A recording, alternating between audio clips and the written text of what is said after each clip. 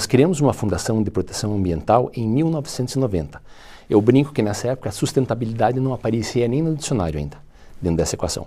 E nós fizemos isso porque nós, desde aquele momento, né, e na verdade anteriormente a isso, nós tínhamos uma visão bastante importante, obviamente, dos nossos negócios, do que a gente queria propor não só para nós, mas para toda a nossa rede de parceiros de negócio, né, porque eu tenho colaboradores, distribuidores, franqueados, né, mas também um olhar bastante importante para a sociedade.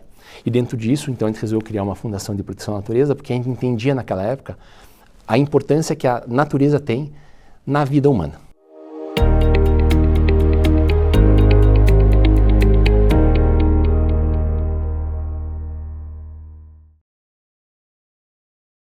Tudo começou em 1977, quando um jovem farmacêutico, o Sr. Miguel Kriegsner, ele resolveu abrir uma portinha no centro de Curitiba, no Paraná, para abrir uma farmácia de manipulação e assim fabricar os seus próprios cosméticos.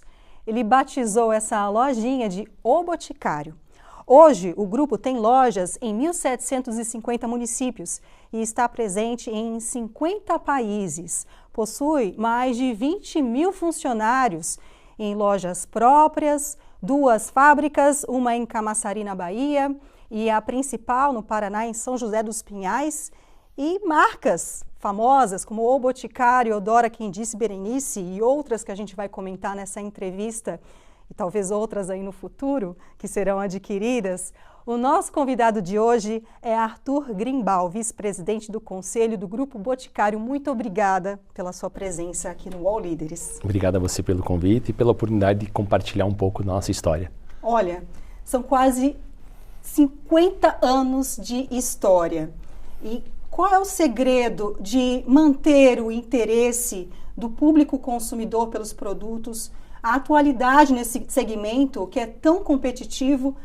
Como é que vocês fazem isso durante tanto tempo, tantos anos? Bom, como você comentou, são 47 anos numa jornada, onde que, por escolas familiares que nós tivemos, né, dos negócios dos nossos pais, que sempre foi voltado ao comércio, nós sempre tivemos essa visão hoje chamada centralidade no consumidor. E termo utilizado por várias consultorias e tudo mais, mas para nós isso é oriundo da nossa experiência e da nossa vivência. Então, nosso olhar sempre foi para o consumidor, entender suas necessidades, ver o que nós podíamos facilitar a sua vida, porque na verdade o cosmético não é uma questão só do produto em si. É o produto, é a compra que você faz através dos seus olhos, que é o visual, que chama atenção, é a forma de utilização, é a facilidade, tudo isso, ou seja, a experiência que você tem com o produto e com o atendimento que você recebe. Então, através disso, nós conseguimos, ao longo da jornada, pudermos conhecer cada vez melhor o consumidor brasileiro e trazer inovações sob o ponto de vista de produto, canais, experiências, comunicação, fazendo então uma proposta de valor muito consistente da marca inicial, que era o Boticário, e hoje de todas as marcas do Grupo Boticário. E são marcas de produtos diferentes, mas complementares. Tem inclusive marcas para cosméticos para pet, tem para profissionais da área de beleza, vários segmentos. Como vocês identificam e elegem esses mercados em potencial para fazer uma aquisição? Essas marcas, elas são oriundas de 2 pontos. Algumas são orgânicas, pensadas e elaboradas desde o zero por nós. Então, na verdade, o Boticário, Eudora, Quem Disse, Berenice, próprio Wii, né, foram concebidas dentro da nossa casa. E nós também fizemos algumas aquisições ao longo da nossa história. Vult foi a primeira, né, um produto de maquiagem, uma marca de maquiagem com um acesso importante a lojas multimarcas. Depois fizemos a aquisição de Dr. Jones, a Trust, essa última que você comentou, que ela nos dá acesso ao canal profissional, né, de cabeleireiros e tudo mais. No fundo, a gente vai formando, né, uma composição de oferta que possa servir melhor aos consumidores. Como eu consigo trazer produtos que são, na sua essência, cosméticos e produtos de beleza, separados por propostas de valor, individualizado por marca, o que é muito importante porque cada consumidor tem uma identificação com a marca que está utilizando. Ele tem uma proposta de valor a ser buscada dentro disso. Se essa marca fala a sua língua, fala, né, o seu contexto. Depois, obviamente, tem a questão dos benefícios que são oferecidos em cada tipo de produto. E aí sim, eu tenho uma espinha dorsal que no mundo cosmético passa por maquiagem, passa por corpo, passa por perfumaria. Mas aí sim com complementariedades específicas de cada uma das marcas para que ao final eu possa oferecer para todo o tipo de consumidor brasileiro a opção de ter vários produtos, né, na sua necessaire, complementando as suas necessidades e aí sendo de diversas marcas e preferencialmente diversas marcas do Grupo Boticário. Arthur, algo muito forte no setor de cosméticos é o marketing por meio da conscientização. E o Boticário também está super dentro dessa, né? Então, defesa da diversidade, da preservação da natureza. Houve, inclusive, uma ação recente de lançamento de um perfume com o aroma da Baía de Guanabara, no Rio de Janeiro, antes de estar poluída. Como é que é isso? Como é que vocês identificam essas mensagens em potencial para cativar o consumidor? Acho que mais importante do que identificar a mensagem é entender o que você quer comunicar. E no nosso caso são os nossos valores e a nossa história. Você cita o exemplo do projeto Extinto que nós realizamos agora, né? Ou seja, que esse projeto, nós criamos uma fragrância que reproduz fielmente o cheiro, né? da parte ainda não danificada da Baía de Guanabara. A parte que não está poluída, a parte que não tem contaminação. Nós fomos até lá com especialistas através do equipamento chamado Headspace, onde a gente consegue coletar, né, o cheiro, vamos dizer assim, para o consumidor entender do ar, e a gente decodifica depois para entender quais são as notas olfativas e a gente constitui esse produto. E a gente fez isso com uma ação para chamar atenção para a necessidade de olharmos para essas áreas, né, nós fizemos o primeiro da Baía de Guanabara, teremos mais 4, que são em diversas áreas do mundo, para chamar atenção para a necessidade de olharmos a questão da poluição, da natureza, né, a questão ambiental também.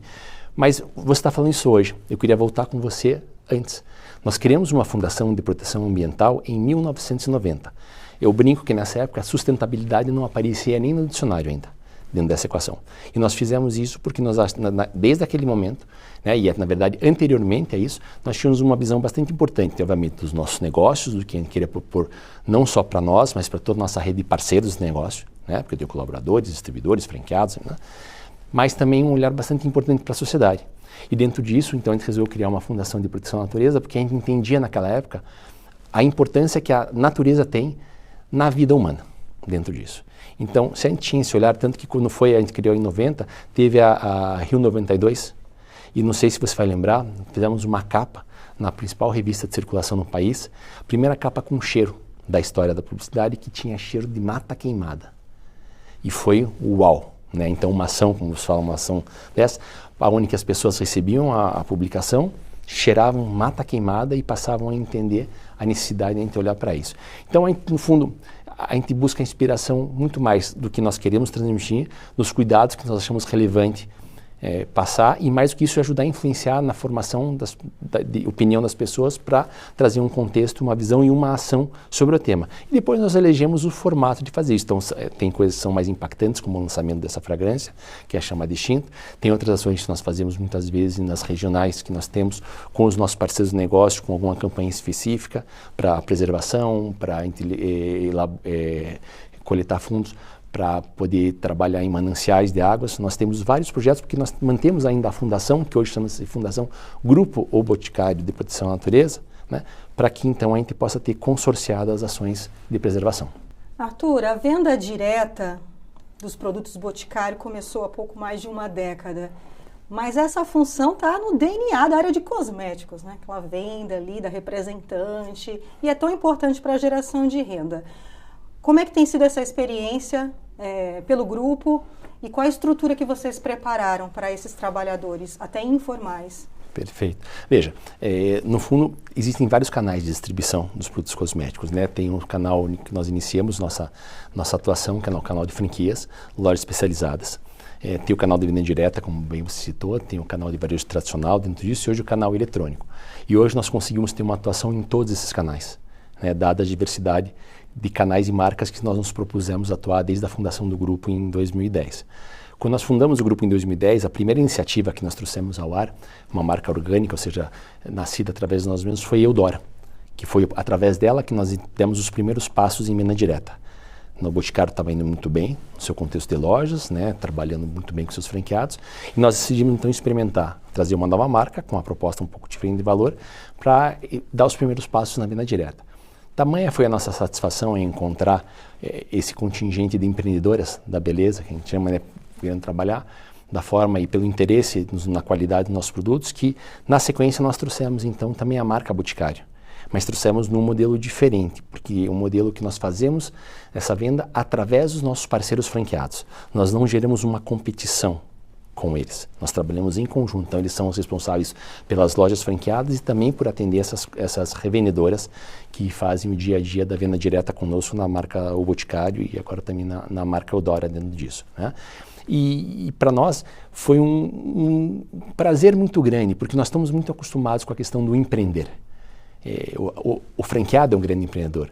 Encontramos na revendedora também uma grande empreendedora, mulheres que lutam muito, constituem altos negócios do ponto de vista da sua capacidade de atuação, de atendimento aos seus clientes, aos seus consumidores, e com um grande diferencial que muitas dessas mulheres são, na verdade, os grandes pilares das suas famílias dentro disso.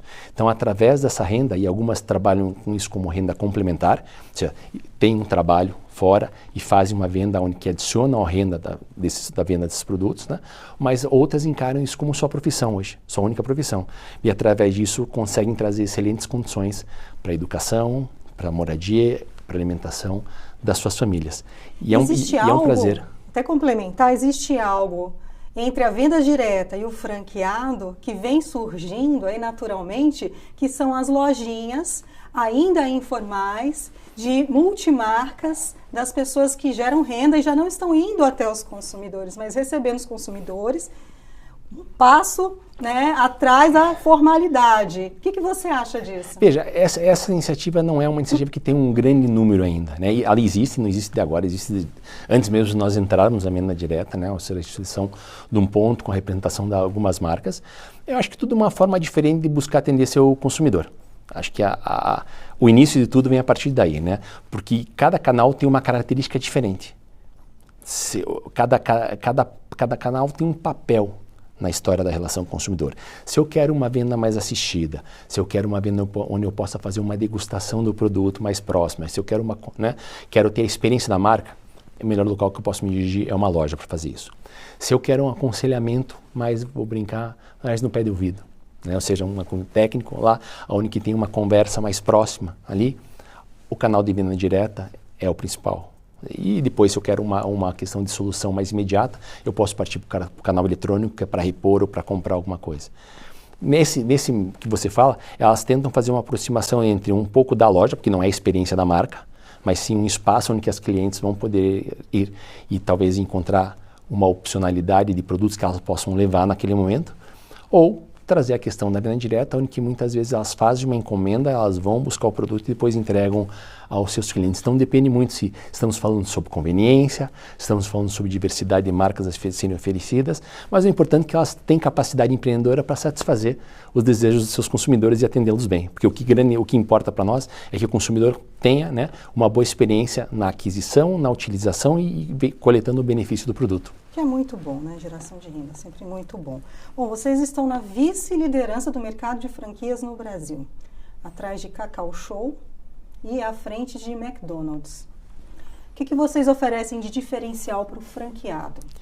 Muita coisa. Acho que se você for olhar, a nossa história no mercado de franquias sempre foi uma história de um grupo que liderou esse mercado sobre aspectos não só do ponto de vista de número de lojas, mas das principais inovações, principais formatos, principais estruturações desse mercado.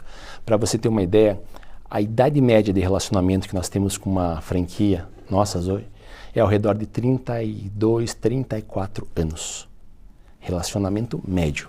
Eu tenho franqueados, nós fizemos 47 anos agora, eu tenho franqueados que comemoraram 44, 45 anos de existência. Eu soube que tem franqueado com mais de 100 lojas, né? Também. Esse é outro ponto, na verdade, são os modelos, né? Mas só estou trazendo primeiro a qualidade da relação que nós temos com esses franqueados. Então, é uma vida conjunta, concorda comigo todo esse tempo? Então, eu brinco, a gente paquerou lá atrás, flertou, namorou, casou, noivou, todo o processo é uma vida. Eu tenho franqueado hoje que está na 3ª geração trabalhando conosco. Já veio o pai, já veio o filho, agora os netos estão trabalhando. Então, acho que isso mostra muita qualidade da relação. A forma como que nós apoiamos esses franqueados no seu desenvolvimento, que é fundamental. Nós não tivemos uma visão de formar operadores de loja somente. Nós tivemos uma visão de formar empresários de franquia. Por isso possibilita que eles tenham mais do que uma loja. Nosso modelo faz com que, se você for uma boa franqueada, tiver essa visão empresarial, quiser constituir, né, um crescimento conosco, você pode ter mais de um ponto de venda. Como o caso, tem um franqueado que tem mais de 100 lojas, tem um franqueado que tem 80, tem um franqueado que tem 50, como tem um franqueado que tem 2 ou 3 lojas também.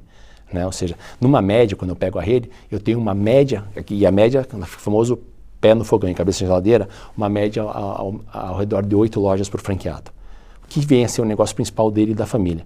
Então, temos uma questão muito boa do suporte que é oferecido a essa rede de franqueados. Para você ter uma ideia, dentro de um selo de qualidade que a Associação Brasileira de Franchise oferece, que é uma pesquisa por uma empresa independente, que vai falar com os franqueados, entender se o franqueador cumpre com suas funções, nota que é dado, mas que é um grande instrumento para validação, desde o início, nós somos classificados com um padrão, vamos chamar assim, ouro, dentro disso. E reconhecidos com uma nota elevadíssima por parte dos nossos franqueados na qualidade do serviço que nós prestamos a eles. Né? Então, acho que isso fala muito. A questão para nós, nunca foi, a nossa briga nunca foi por ser o maior em nada. Foi por ser o melhor. Eu quero ter o melhor produto, eu quero ter a melhor experiência, eu quero ter a melhor comunicação, eu quero ter o melhor serviço prestado ao meu parceiro no negócio. Bom, em relação ao ano passado, as vendas, vocês terminaram o ano com um sorriso de orelha a orelha, né? Foi recorde. Um aumento nas vendas de 30,5%, num resultado de 30,8 bilhões de reais. Né? E, bom, uma alta puxada pelo mercado B2B. Né? Vocês colocaram produtos em farmácias, pontos de vendas não tão tradicionais, expandindo isso. E agora, para 2024, 2025, fica essa pressão do resultado de 2023, né? É sempre bom ter um resultado como esse, né? Ou seja, nós fizemos 30,8 de GMV, que a gente chama de Gross Merchandise Value, ou seja, é o somatório quanto representa as vendas da ponta. Né? Para exemplificar melhor para você, é que se eu pego a soma das vendas das lojas dos nossos franqueados, como, por exemplo, somado aos outros canais que a gente tem, isso representa esse valor bastante potente que você citou. Né? E no fundo ele é soma de uma série de estratégias que foram sendo elaboradas e executadas ao longo dos anos dentro disso. Eu não tenho ela associada a um único fato, ou seja, eu tenho um canal específico nós vamos falar já sobre o B2B, que ele teve uma performance muito boa, mas não foi o único que teve uma performance boa, né? Ou seja, não é uma categoria de produto única também quem teve, é uma soma de estratégias, né, que colocadas em andamento nos levam a ter esse resultado brilhante. Realmente, o B2B, como a gente chama, tem um papel bastante importante na nossa concepção estratégica, porque desde o momento onde nós tínhamos uma única marca, que era o Boticário, e nós decidimos que nós queríamos atender o consumidor brasileiro da melhor forma, independente de qual canal fosse, nos deu então a franquia, usando o termo, né, de poder entrar em outros. Então nós fizemos a venda direta, como nós estamos aqui, o eletrônico, e também essa venda em lojas multimarcas. Então nós temos marcas específicas, né, para fazer. Vult é uma marca que nós temos aqui, que nos ajuda nesse canal. A própria Dr. John's, né, uma marca para produtos masculinos que nós colocamos. Australian Gold é uma licenciada, né, de uma marca estrangeira também de proteção solar, e alguns outros produtos que nós temos nas nossas marcas que a gente insere nesse canal. Por quê? Porque a gente entende que esse canal de multimarca, seja através daquela loja do bairro onde as pessoas se direcionam para fazer a compra do produto, seja através das grandes superfícies que tem hoje em algumas ruas centrais e nas lojas de shopping center, né? Seja dentro das farmácias, lojas de departamentos, a gente oferece uma conveniência também ao consumidor de poder estar mais próximo do ponto de venda, buscar e ter soluções que o Grupo Boticário pode oferecer para que esse consumidor saia bem satisfeito e atendido da busca que ele faz de produtos de perfumaria, higiene e cosmética. Outros resultados aqui, houve aumento das vendas diretas no canal proprietário de 30%, mas o digital desacelerou 17%. O que aconteceu? Não é o que aconteceu, acho que tem uma equalização, né? Porque nem quiséramos nós que todo tempo tudo fosse apontado o tempo inteiro para cima em alta velocidade, mas o mundo não é feito disso, o mundo é feito de ciclos. Então nós tivemos uma aceleração muito importante vinda do digital, vinda no canal digital, desde a questão da pandemia, que foi o canal que as pessoas passaram a entender, a utilizar mais, e ele veio num ramp-up muito forte.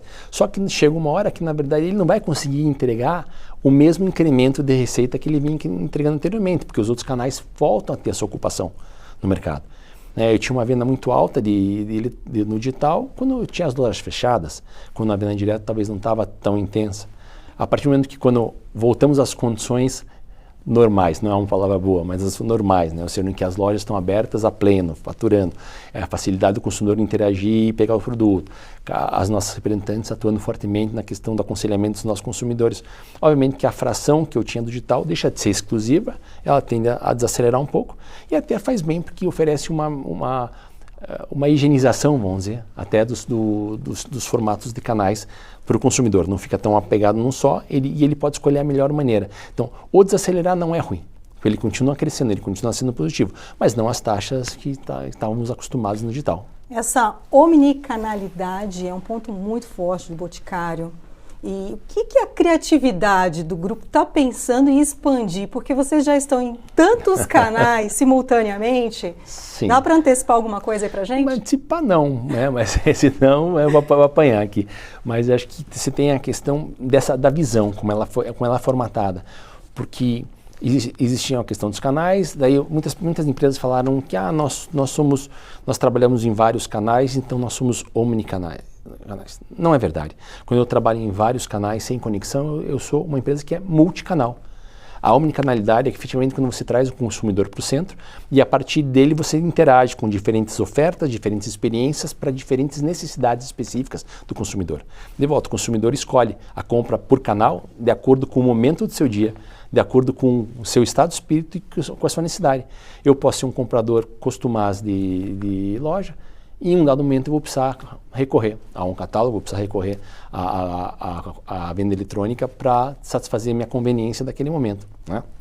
Então, cada vez mais o que nós estamos fazendo é exercitar essa centralidade do consumidor, buscando cada vez a integração maior entre os canais, que você tenha menos fricção na opção por um canal ou por outro, que eu consiga guardar, obviamente, as especificidades de cada um dos canais, mas que você se sinta uma cliente única com uma experiência excepcional em qualquer um dos canais que você relacione dentro das nossas marcas. Então, nossos investimentos de tecnologia, toda a parte de customização e experiência é para abraçar toda essa equação do consumidor se sentir único, independente do canal que ele esteja fazendo a opção naquele momento.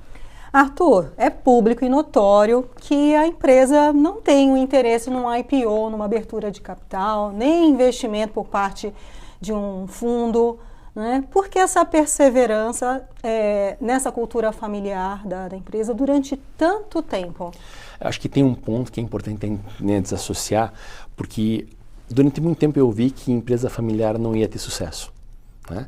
E eu era um bastião da defesa disso daqui, porque existe uma diferença entre você ser uma empresa, né, de controle familiar e uma empresa de gestão familiar. São duas coisas muito distintas.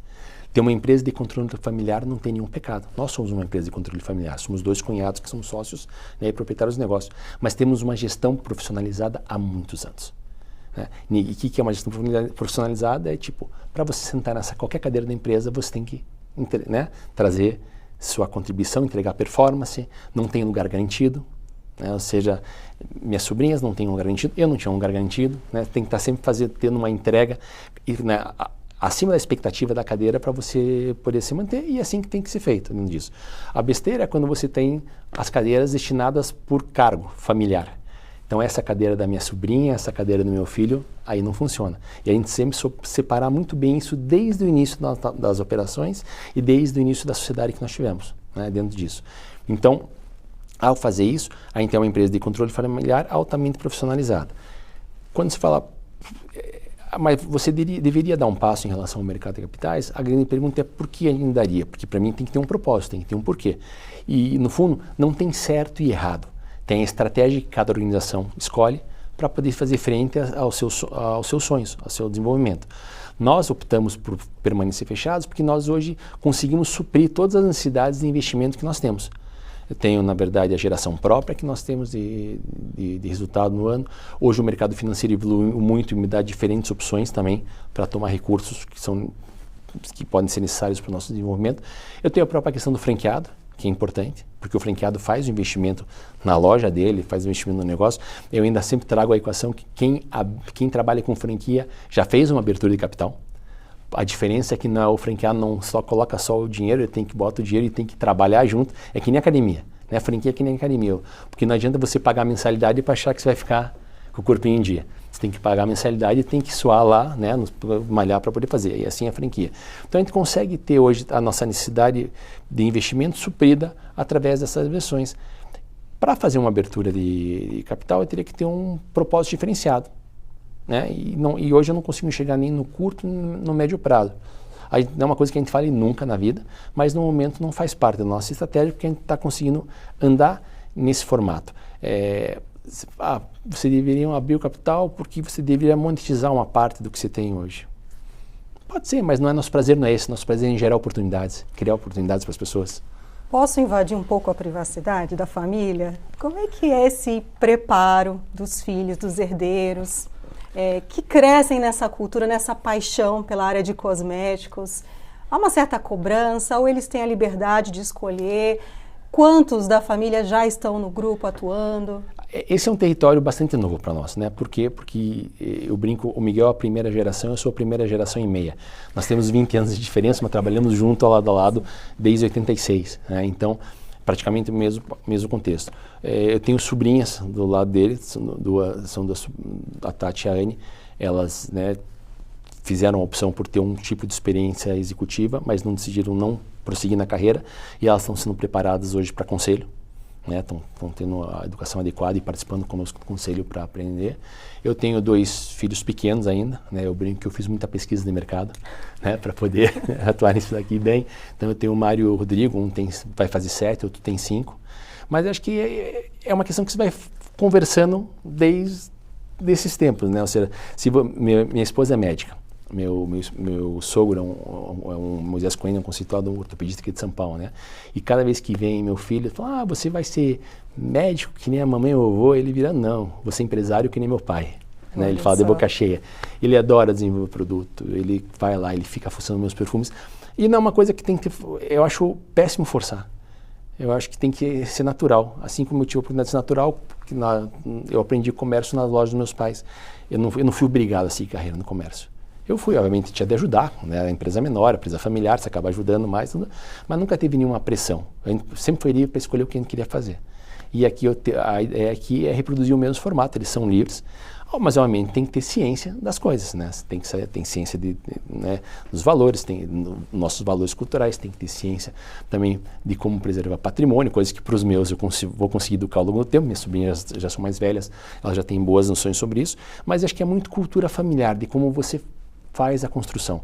Para nós, né, seja, a gente sempre olhou o negócio como alguma coisa através de qual a gente possa se realizar. Claro que lucro é importante para o negócio, não tem dúvida nenhuma. O lucro garante o nosso futuro, a nossa saúde dentro disso. Mas, no fundo, a graça é como a gente chega no lucro. Ele não pode ser o objetivo, ele tem que ser o resultado que a gente faz. Eu sempre falo. Eu tenho uma frase que todos os nossos colaboradores, né, cansam de ouvir de mim durante a sua jornada, que é: o resultado que a gente gera é tão importante como a forma que a gente gera esse resultado. Então não dá para ser a qualquer custo, não dá para sacanear com ninguém, não, tem que ser na bola, tem que ser feito direitinho. As pessoas têm que entender que dá para gerar resultado gerando impacto social. Isso daí. Então tem todos os formatos. E eles crescem dentro disso. Então quando eles conseguem crescer dentro dessa cultura, parece uma opção mais ou menos óbvia. E aí, sem forçação nenhuma, se ele vai ser o próximo CEO do grupo daqui a 20 anos ou não, ele vai poder escolher. Mas acho que as coisas vão evoluindo, ele vai aprendendo e vão poder tomar suas decisões. Sem dúvida, sem dúvida. Agora, a meta de 100% dos produtos veganos pode também ter algo muito desafiador, que é em relação a produtos que ainda precisam de base de origem animal. Que, segundo o relatório, representam 20% do portfólio, são poucos, mas são produtos estratégicos. Queria ouvir do senhor esse desafio. Como é que está sendo descobrir substâncias que substituam o leite da vaca, o mel da abelha, cera da abelha, lã do carneiro, sebo de boi, secreção de insetos? Imagine o trabalho que isso dá para o nosso time de pesquisa e desenvolvimento. Imagina. Nós temos hoje uma área bastante potente, eu diria, de pesquisa e desenvolvimento de produtos nossos, né? Temos cerca de 380 pessoas trabalhando nessa área, dentro disso, e obviamente estão conectados com os principais centros do mundo para a gente poder entender quais são as matérias-primas que vão poder fazer com que a gente substitua isso daqui.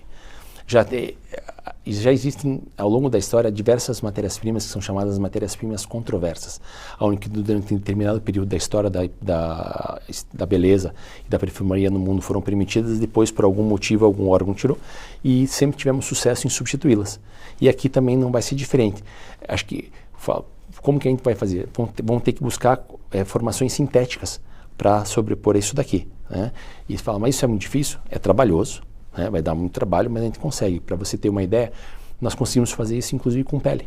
Uma das grandes inovações que nós fizemos ao longo da nossa história, porque essa questão de não utilizar teste em animais, que voltou, né, a ser comentada nos últimos anos, para nós é uma realidade desde o ano 2000.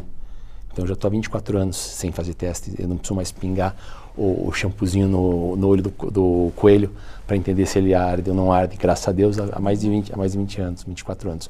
E dentro disso nós desenvolvemos uma pele 3D, né, que eu consigo ter uma pele onde que através dela eu consigo ter todos os efeitos do produto na pele, entender suas reações, e não satisfeito com isso, nós fizemos uma inovação adicional que chama-se Organ on a Chip, que eu simulo não só a pele, mas como um órgão no corpo humano, porque muitas vezes você aplica uma coisa na sua pele, pode dar uma reação na sua pele, mas pode dar uma reação num órgão.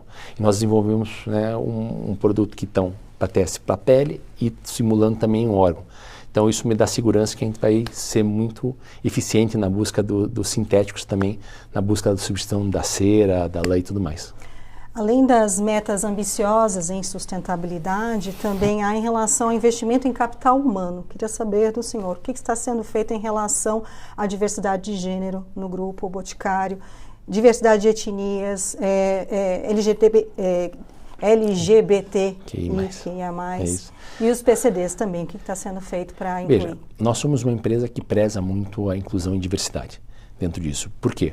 Porque nós olhamos para isso como um diferencial estratégico, uma oportunidade de crescimento e inovação, e não simplesmente como uma coisa que eu tenho que fazer um check, né? Seja por uma legislação ou por alguma opinião que venha me cobrar disso. A gente tem um olhar muito mais voltado à questão de como eu represento a diversidade da população, né, dentro do meu ambiente de trabalho, para que a gente possa dar os passos corretos no entendimento e nos desenvolvimentos do produto.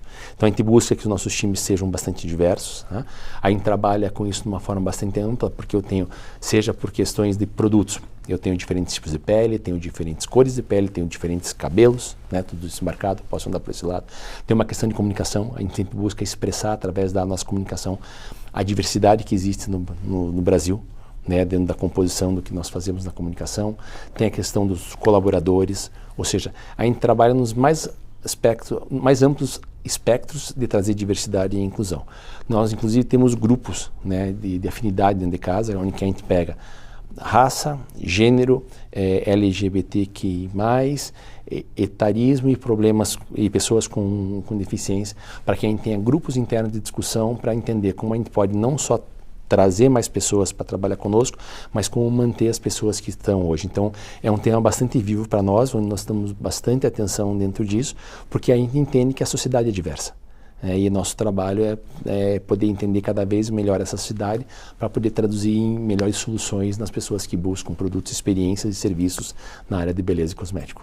Voltar um pouquinho ao passado, lá atrás mesmo, o senhor é um rapazinho de 17 anos, que foi trabalhar com o cunhado.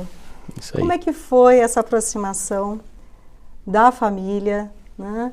Como é que foi essa sintonia que aí perdura até hoje, atravessou décadas?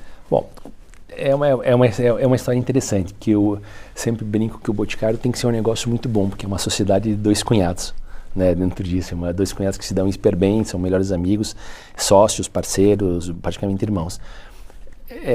Eu trabalhava com meus pais nas lojas de confecção da família, né, desde pequeno. Sempre tive uma curiosidade muito grande em aprender. Fui picado por essa mosquinha do varejo, né, do que é atender um consumidor, de poder satisfazê-lo, entender seus desejos, a forma como ele para na frente de uma vitrine e direciona o olhar. Então, me apaixonei por isso desde cedo. E comecei a trabalhar com meu pai, né? E às vezes que eu desentendia com ele, eu ia lá, batia na porta do Miguel, meu cunhado. A gente se deu super bem, né? Eu matava muita aula no colégio para fazer produto na farmácia de manipulação. Nossa, dentro lá, né?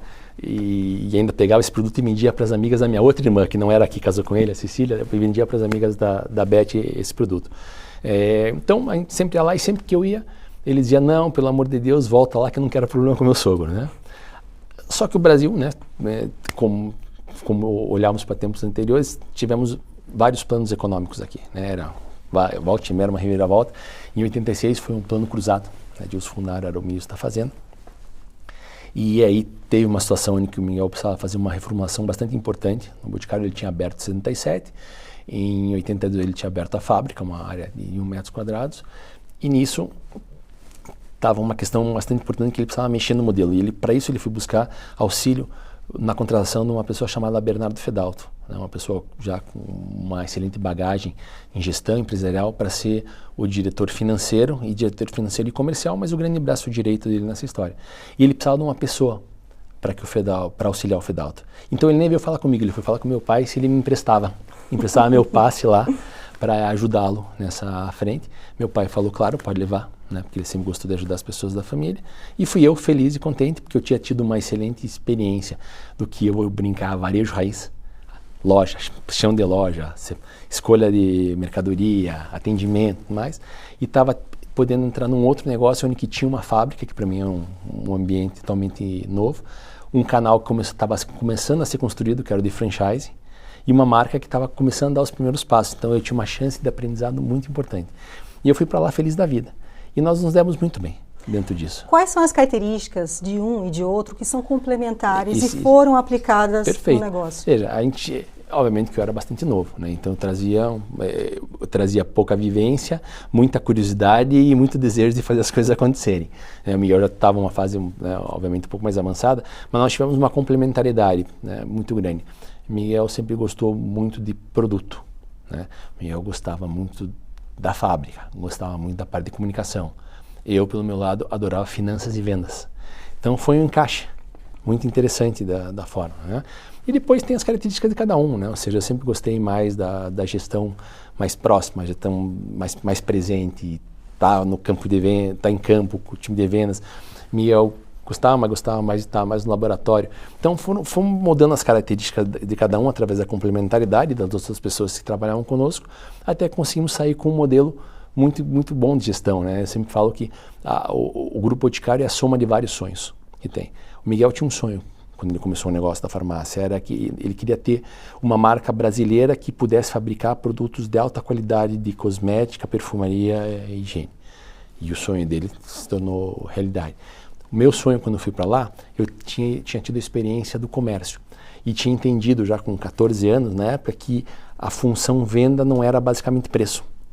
Tinha outras coisas, atendimento, pós-venda, né, possibilidade de financiamento, outros elementos numa visão 360 de como uma loja poderia se tornar mais competitiva. Por quê? Porque nossas lojas eram centrais, né, ou seja, o comércio mais popular, onde 70% do portfólio de produtos era encontrado nas outras lojas também, 30% eram mais diferenciados. Mas a pessoa podia encontrar lá e cá. Então, o que ele fazia? É uma pergunta que eu me fiz ao longo da história e continuo me fazendo hoje para ajudar a pensar, que é por que o consumidor entrava na nossa loja para comprar aquele produto em outro lugar? Hoje eu continuo exercitando isso daqui, porque ele entra nas marcas do Grupo Boticário, seja em loja, catálogo, né, ou a questão do e-com, para comprar e não nos outros. Isso mantém viva a minha aguçidade de questionamento. Mas meu sonho naquela época era como que eu conseguia traduzir isso em outras praças. O que eu estava aprendendo ali, eu queria abrir em outras lojas, não só as que a gente tinha no centro, eu queria ir para os bairros. Dos bairros eu imaginava ir para outras cidades. Então eu falo que o sonho de alguém que queria ter uma marca de alta qualidade de produtos de cosmética e perfumaria, somados ao sonho de alguém que queria extrapolar seus horizontes e ampliar essa experiência de atendimento, deu origem então a um grupo com mais de 4.000 lojas espalhadas pelo Brasil. Arthur, além de você ser filho de comerciantes, também é filho de sobreviventes do Holocausto. Sim. De que maneira isso marcou a sua carreira? Acho que marca a vida de todos nós, né? Ou seja, eu tenho 2 irmãs também, o Miguel também, o pai ele também é sobrevivente, né? Ou seja, quando acabou a guerra, as famílias ficaram em campos de refugiados, aí queriam vir para o Brasil, não conseguiram, porque não foi concedido o visto na época de Getúlio Vargas, que tinha um alinhamento com o regime alemão. As famílias foram para a Bolívia, e da Bolívia depois conseguiram fazer a imigração final para o Brasil, que era a terra que desejo. Então, quando eu revisito essa história, o que eu vi da minha família, do meu pai, né, que com seus irmãos que passaram por aquilo, traz muito uma questão de garra, de resiliência, de acreditar sempre que é possível sobreviver, né, e no caso dele era sobreviver na palavra exata da questão, poder ter a vida, mas criar um novo futuro dentro disso, para você ver, com toda a experiência que ele viveu e toda a fase dura da sua vida, porque ele viveu nas florestas durante muitos anos, 3, 4 anos, para poder sobreviver. Ele conseguiu criar uma família aqui, conseguiu dar bons valores, nunca teve nenhum sentimento de ranço, né? Ou seja, pelo contrário, ele nos educou de uma forma que pregava o amor, que pregava que a gente tratasse bem as pessoas. Eu achei isso bárbaro. Depois, podendo analisar, pela experiência que ele teve, a experiência de vida que ele passou aí, ele conseguir manter todos esses bons valores, valores altruístas, após tudo isso para ensinar os filhos e pregar isso daqui. Meu pai sempre foi conhecido como um cara muito justo pelos seus amigos e tudo mais. Então, uma boa cabeça para passar o que ele passou e continuar com seus valores intactos. Então, isso traz muita coisa para o nosso dia a dia, do formato que eu, minhas irmãs, o próprio Miguel, né, que a gente atua nesse formato de tentar auxiliar as pessoas, tentar fazer as coisas da maneira mais correta possível, né, de entender que estender uma mão faz parte do jogo, muitas vezes, né? Acho que isso traduz muito o que a gente é hoje. Esse vínculo entre os Grimbal e os Kriegsner já vem de bem antes do grupo, da primeira lojinha? Não. Na verdade, o vínculo vem de famílias que tiveram o mesmo caminho. Meu pai, na verdade, passou a guerra na Polônia com a família, saiu, encontrou minha mãe a família dela tinha saído antes, ido para a Argentina, da Argentina foram para La Paz. Eles se encontraram em La Paz, casaram, tiveram 2 filhas e vieram para o Brasil. A mãe do Miguel era alemã, o pai era polonês, passaram acho que a guerra também lá, passaram a guerra para lá, foram para a Bolívia. A mãe dele faleceu quando ele tinha 9 anos, daí eles vieram morar no Brasil. Então as famílias eram conhecidas por esse trajeto todo, porque viveram, não só pelo histórico, mas viveram numa mesma comunidade em La Paz e depois vieram para a mesma cidade que é Curitiba, mas eram bons amigos. Aí depois nasceu o interesse dos filhos, né?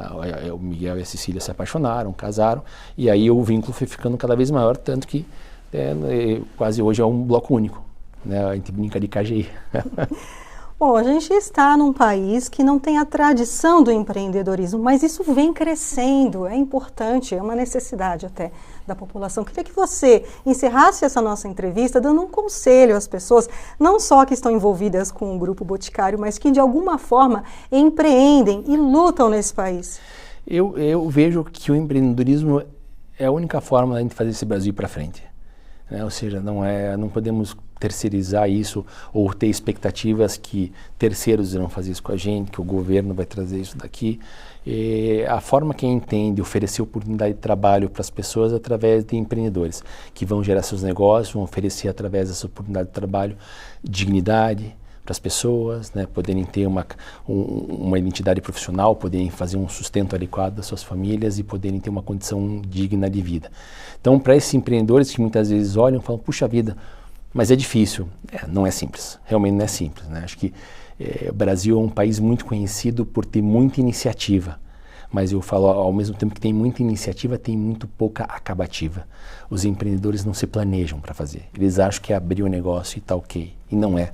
Tem dificuldades extras, tem necessidade de caixa extras, tem ramp-up de receita que não é considerado no plano inicial. Então eles não fazem um planejamento, eles vão e não funciona assim. Não que o planejamento vai sair exatamente daquilo, né? O teu negócio vai ser exatamente, mas tem um direcional, você se prepara, você entende como vão acontecer algumas situações, a maneira como você vai poder reagir. E aqui eu não estou falando do tamanho do cheque que você vai assinar, assim como você vai, a atitude que você vai ter diante de diferentes coisas para poder realizar isso. Então acho que o conselho é que esse empreendedor que tem a vontade, tem a gana, se planeje um pouco. Invista tempo conhecendo o que ele vai fazer, invista tempo conhecendo o mercado que ele vai se colocar, seja mercado de venda de produtos, de serviços, entenda o ambiente no que ele está colocado. Busque enxergar que diferenciais ele pode fazer, porque ser mais um, ele vai continuar sendo mais um. Né? Que diferença ele vai poder fazer, a quem ele vai servir. E, obviamente, se preparar para fazer isso daí. Isso me chama muita atenção, porque quando você pega, por exemplo, o índice de mortalidade que tem de negócios abertos em geral, né, é muito grande. Quando eu vou para o universo de franquias, ele é 3% de mortalidade. E por que isso? Porque em franquia teve alguém que pensou, planejou, elaborou uma marca, mas já concebeu o negócio e deu para alguém operar. Por isso que é mais fácil essa vida, né, e a mortalidade é muito menor. Do outro lado, quando você quer seguir essa carreira de empreendedor solo, que está tudo certo, você tem que levar em consideração todos os elementos de planejamento, marca do que você quer ser para que você tenha sucesso. Então, ser arrojado é bom, mas ser arrojado com planejamento é muito melhor. Arthur, muito obrigada pela sua participação, pelas informações técnicas, administrativas, as informações pessoais. Muito obrigada por ter compartilhado tudo isso com a gente. Obrigado a você pela oportunidade de contar um pouquinho da história do Grupo Boticário e espero poder ter ajudado algumas pessoas a pensar como que elas vão fazer o próximo empreendimento delas, né? Porque é isso que nós estamos precisando. Com certeza. Muito obrigado. E você acompanha os principais momentos dessa entrevista nas redes sociais do UOL Economia. Eu te espero numa próxima entrevista aqui no UOL Líderes.